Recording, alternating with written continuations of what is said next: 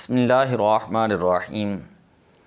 हज़रत सैयदना अबू बकर सिद्दीक़ रदियल्लाहु ताला अन्हु के लख्त जिगर हज़रत अस्मा रदियल्लाहु ताला अन्हा इंतहाई फ़साहत व बलागत की मालिक थीं।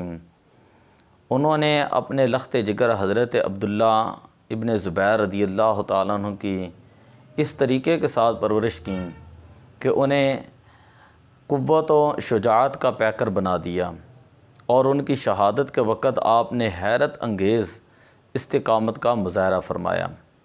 हज्जाज बिन यूसुफ़ ने हज़रत अब्दुल्ला इब्न ज़ुबैर रदियल्लाहु ताला अन्हु के साथ जंग के लिए एक लश्कर भेजा, जिसने मक्कातुल मुकर्रमा का मुहासरा कर लिया और जबल अबी कुबैस पर मिन जनीकें नस्ब कर दी, जिनसे अहले मक्का पर संगबारी की जाती।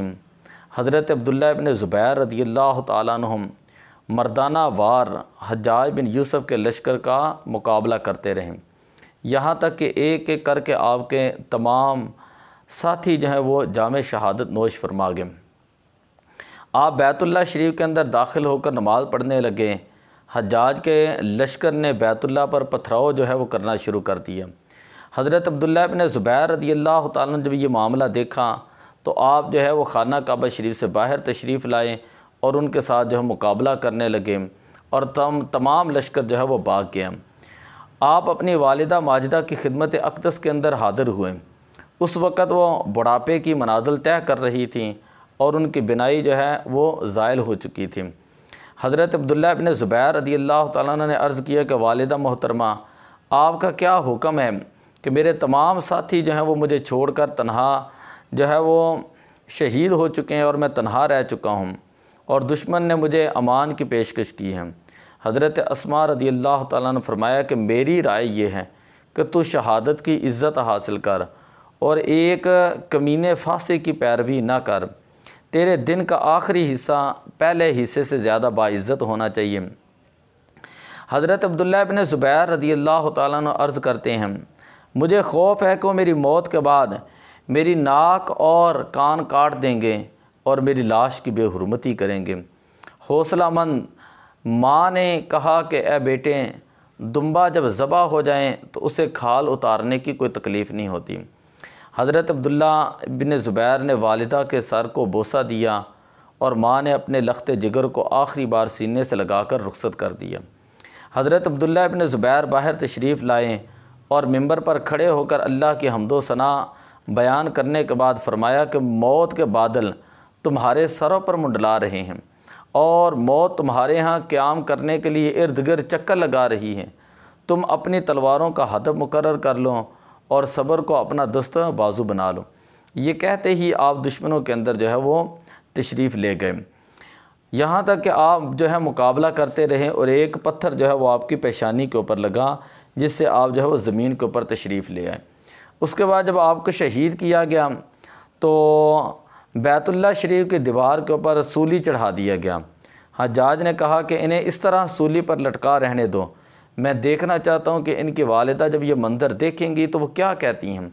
इनका ख़्याल था कि उनकी वालिदा दूसरी औरतों की तरह जो है वो रोएंगी और गम करेंगी, चेहरे पर तमाचे मारेंगी, गिरबान फाड़ेंगी, लेकिन वो सोच भी नहीं सकता था कि कोई औरत जो है कमाल सब्र का मुज़ाहरा कर सकती है और उसके जिस्म में शेर मर्दों जैसी रूह भी हो सकती है। हज़रत सैयदा अस्मा रदियल्लाहु ताला अन्हा जब काबा मुअज़्ज़मा की तरफ से गुज़री और उन्होंने मर्दों के सरों के ऊपर अपने बेटे की लाश को सूली पर चढ़े हुए देखा तो उन्होंने जो है वहाँ पर एक जुमला कहा, फ़रमाया कि अमा आना लिहादल फ़ारिस यतरहला, क्या इस शाह सवार के पैदल चलने का वक़्त नहीं आया। हज्जाज बिन यूसुफ़ को जब ये इत्तला मिली तो वह हैरान रह गया और हुक्म दिया कि हज़रत अब्दुल्ला रदियल्लाहु ताला अन्हु का जसद जो है वो उसको उतारा जाए, उसको दफन कर दिया जाए। ये रूह फ़रसा वाक़या 64 हिजरी के अंदर पेश आया। ये बारगाह रिसालत सल्लल्लाहु अलैहि वसल्लम की फ़ैज़ याफ़्ता तालिबा हैं, जिन्होंने हज़रत अब्दुल्ला रदियल्लाहु ताला अन्हु जैसे शेरों को जन्म दिया और उनको हर तरह के हालात के अंदर जो है इस्तिकामत का जो है वो दरस दिया। उन्होंने तारीख़ के सफ़हात में ईमानदार औरत का वक़ार जो है वो बुलंद कर दिया और अपने आप को मर्दों से बहुत बुलंद साबित किया। हज़रत अस्मा बिनत अबी बकर रदियल्लाहु ताला अन्हा, आपके बारे में हुज़ूर अलैहिस्सलातु वस्सलाम ने आपको ये लक़ब अता फरमाया ज़न्नताक़ैन। जब हुज़ूर अलैहिस्सलातु वस्सलाम हिजरत करने का आपने इरादा फरमाया तो हज़रत अस्मा रदियल्लाहु ताला आपके लिए खाना तैयार किया। खाना तैयार करने के बाद उसे बांधने के लिए कपड़े की ज़रूरत थी, तो उन्होंने अपना पटका जो है वो 2 हिस्सों में तकसीम करके एक हिस्से में दस्तरखान बांध दिया और दूसरे को पटका बना लिया। तो हज़रत अस्मा तैमिया जो हैं वो इब्तदाई लोगों के अंदर इस्लाम लाने वाली थी।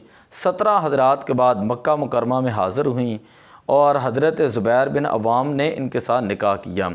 जब हिजरत की तो हिजरत के वक़्त हज़रत अब्दुल्ला जो है वो इनके शिकमे अतहर के अंदर थे। तो इससे पता चलता है कि वो इस्लाम की ये वो ख़वातीन थी कि जो इस्लाम का वक़ार था, इस्लाम की शहज़ादियाँ थीं और इस्लाम की ज़ेब ज़ीनत थीं और इस्लाम ही इनका ओढ़ना और बिछोना हुआ करता। हज़रत उम्मे अम्मारा रदियल्लाहु ताला अन्हा, उनको कौन भूल सकता है कि जंग ओहद वाले दिन अपने बेटों के हमरा जो है वो तशरीफ़ ले गईं और हुज़ूर अलैहिस्सलातु वस्सलाम का दिफ़ा मुबारक करते हुए आपके कंधे के ऊपर एक गहरा जो है वो ज़ख़म आया। वही हज़रत अस्मा जो खैबर के अंदर भी हाज़िर हुई, फ़तह मक्का के वही उम्मे अम्मारा रदियल्लाहु ताला अन्हा जो खैबर और फ़तह मक्का के मौका पर भी हाज़िर हुई।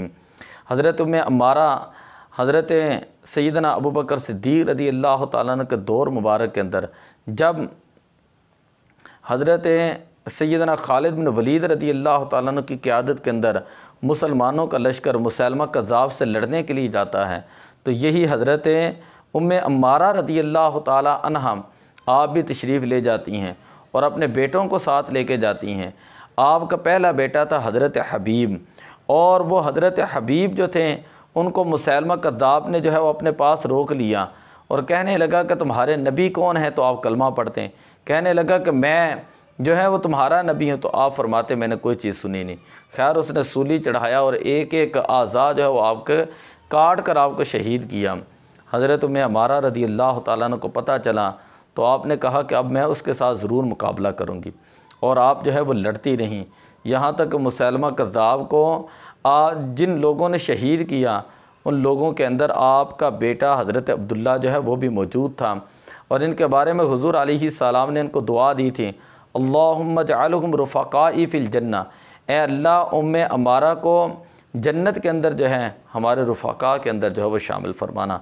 तो ये हज़रत खंसा रदियल्लाहु ताला अन्हा को पढ़ें, हज़रत उम्मे अम्मारा को पढ़ें, हज़रत अस्मा बिनत अबी बकर को पढ़ें, दीगर सहाबियात को पढ़ें, तो इंसान का दिल जो है वो रोज़े रोशन की तरह जो है वो रोशन हो जाता है कि ये वो इस्लाम की बेटियां थीं जो इस्लाम का हुस्न हुआ करती थीं। आप तारीख़ उठा कर देख लें, जिस वक्त सुल्तान महमूद गज़नवी जो हैं वो अपने तख्त के ऊपर बैठा हुआ था, एक बूढ़ी औरत ने आकर कहा कि बादशाह वक़्त मुझे आपसे शिकायत है कि आपका भतीजा हमारे घर के अंदर मेरी बेटी को जो है वो ज़्यादती का निशाना बनाता है और हमारे घर के अंदर ख़यानत करता है। सुल्तान महमूद गज़नवी ने कहा कि जिस वक़्त वो दोबारा आए तो मुझे इतला देना और जैसे ही मैं आऊँ तो चिराग जो है वो बंद कर देना। जब वो आया लड़का तो सुल्तान महमूद गज़नवी आप वहाँ पर गए और चिराग को बंद कर दिया गया। आपने उस नौजवान को कत्ल किया, कहा अब दोबारा चिराग जलाया जाए। जब चिराग जलाया गया तो उसके बाद आपने पानी मंगवाया, पानी पिया और अल्लाह ताला का शुक्र अदा किया।